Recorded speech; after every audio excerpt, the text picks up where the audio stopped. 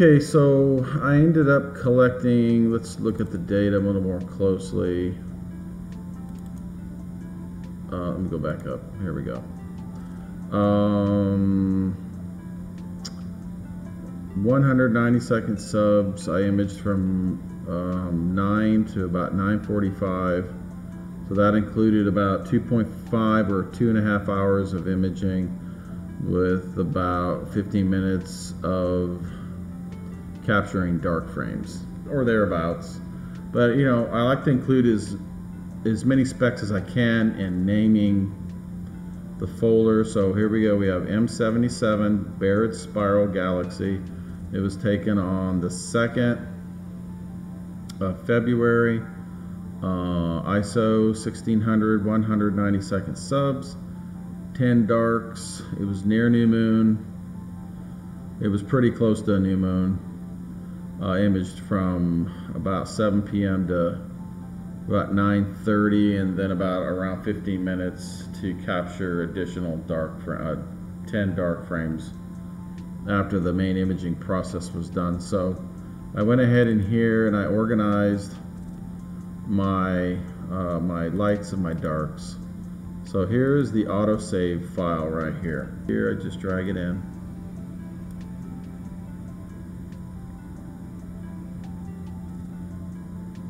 And it should be popping up pretty soon, and there it is.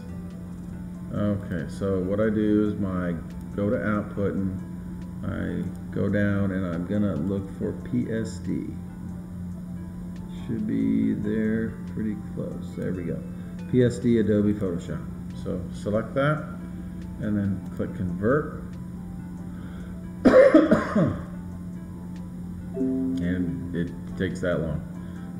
Go to this and then you're going to drag that Adobe Photoshop file, or like file I should say, into GIMP. You're going to export it in, just drag it in.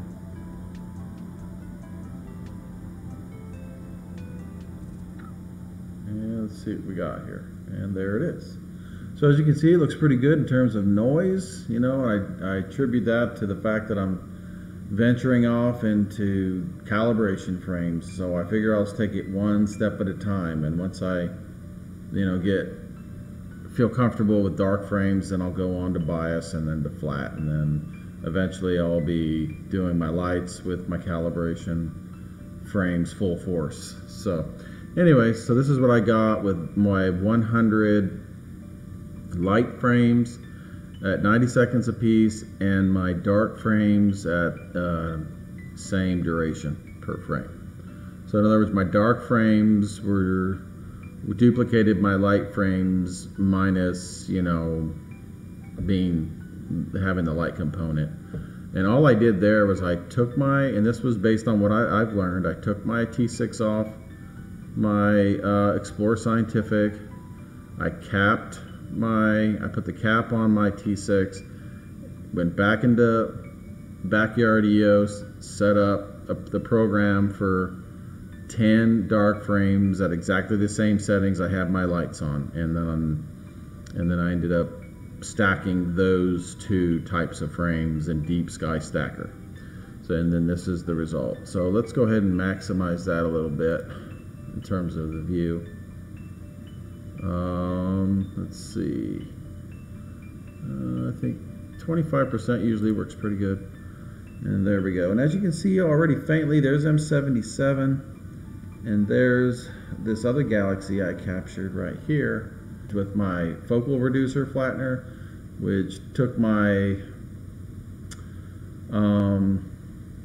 focal length from 714 millimeters down to 514, which widened my field of view, which allowed me to capture this galaxy, which I'm really happy about. So what I'm going to do here is zoom in a little bit more, just a little bit more. And I don't want to lose this galaxy down here. So I'm going to bring it up and then I'm going to crop it. So I'm going to go to Windows, New Toolbox, select my cropping tool, close this out, and just sort of crop it right there. Right about there. Hit enter. And as you can see, you can already start seeing the little arms in there. And I think what I'm going to try to do now is zoom in just a little more. And as you can see, I haven't lost my galaxy and then my corner here, and I really don't want to. I think I'm going to crop it again and maybe call that a day right about there. Yeah. And then hit enter, and then I think I'm gonna work on that in terms of bringing it out. So obviously the first thing I'm gonna do is, I think I'm gonna go here and convert this into a 32-bit. So I like the fact that, you know, you can see M77 now.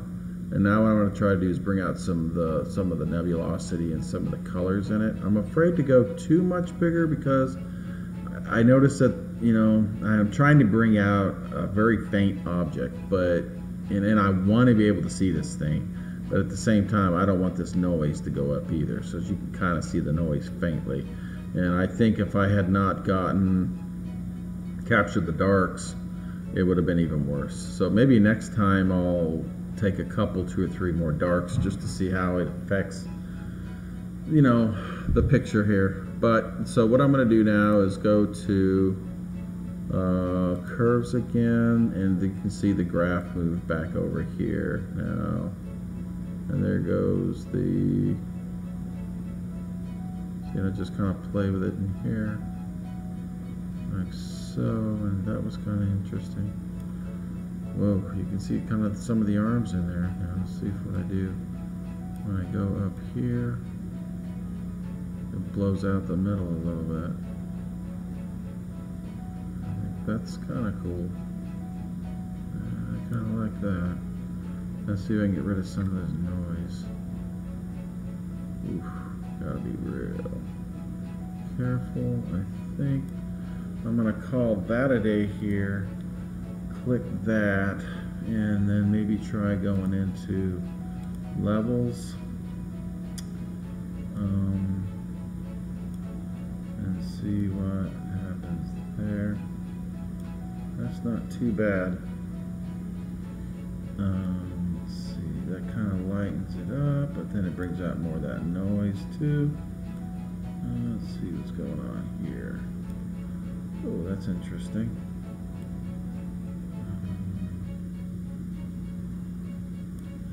That's not too bad. Again, you're looking at something that's 44 million light years from Earth. So I feel pretty grateful that I could get that. That's, if I had my guiding working right, as you know, my guiding is a thing, it's a work in progress. But I know I could have did longer subs because it was pretty cold that night. And I'm pretty sure with my DSLR that I could have, you know, maybe even went to 120 seconds and still been all right with the sensor, with the thermo heat on the sensor.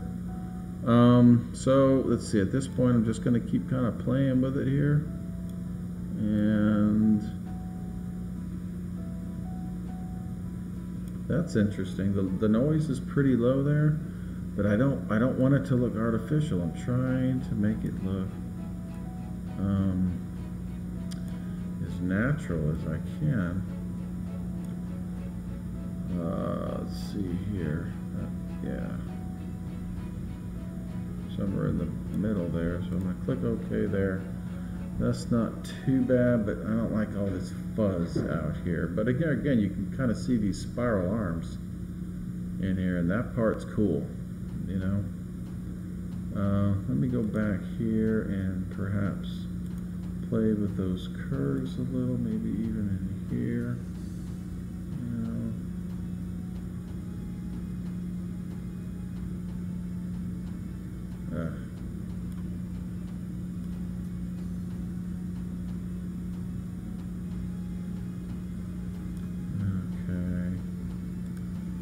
Okay, I just keep going back and forth, it seems like, from levels to curves.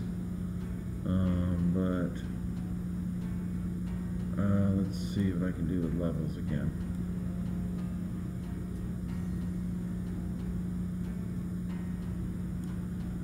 That's not bad in terms of, but look at some of these stars almost look like they got chromatic aberration around them, and I know that that's not true because I have a 3-element, you know, scope, you know, a triplet scope.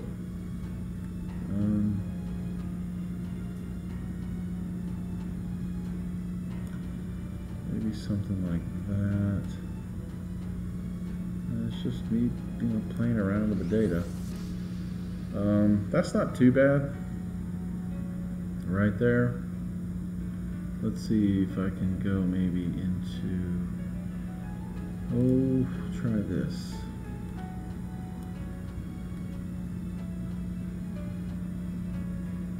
It does something interesting to the colors. Maybe someone could shed some light on this tool here. Oh, that's kind of interesting.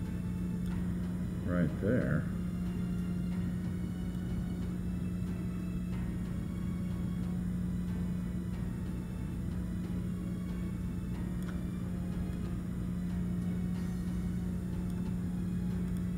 Click OK there. And let's see. I think that was the one I just did. Let's try some of this stuff here. I like the way that kind of softens it up though.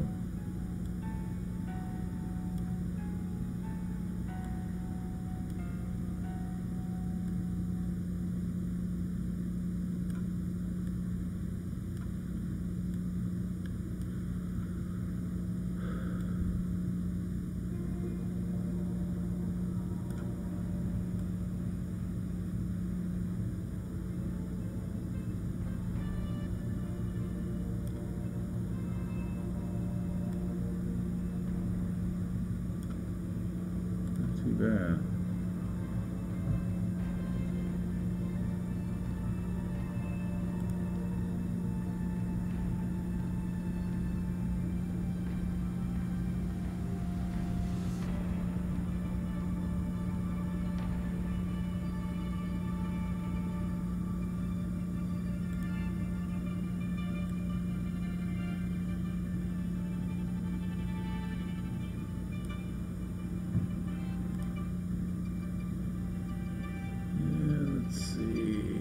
Keep playing around with these tools.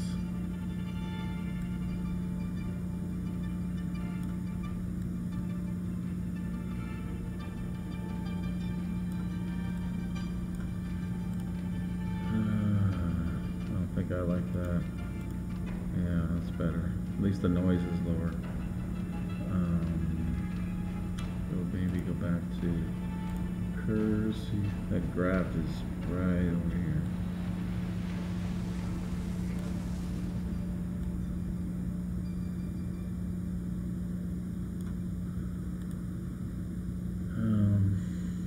Let's see. I guess for now I'm gonna call it a day. I know there's probably a lot more I could be doing in here.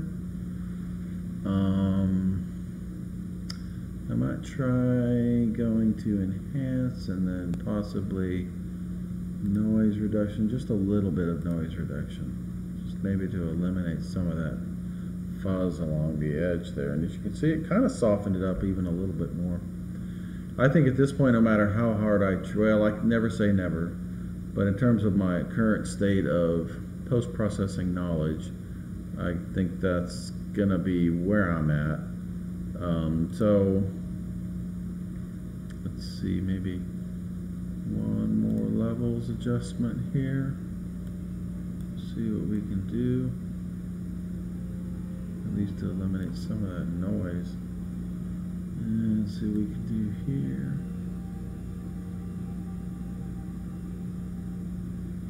And it's cool when you can see it better when you do this, but then it starts looking artificial along the edges when you stretch it too much.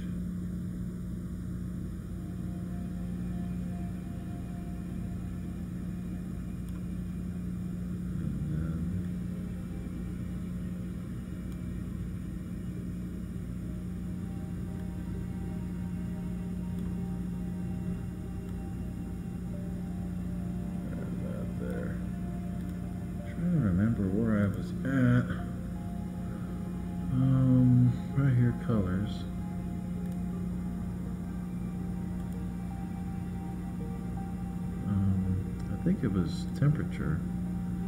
Right in here, it was interesting.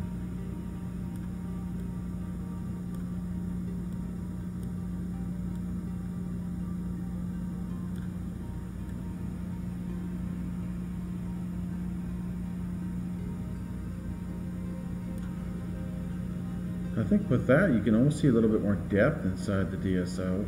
So I think I'll click that, and then I think I'll call that a day. Thanks for joining me on this this process. This was a lot of fun. It was like a night of discovery as opposed to being too overly regimented with my planning. It was kind of cool to realize I was imaging something that was so far away. Again, 44 million light years from Earth. M77. Thanks for joining me.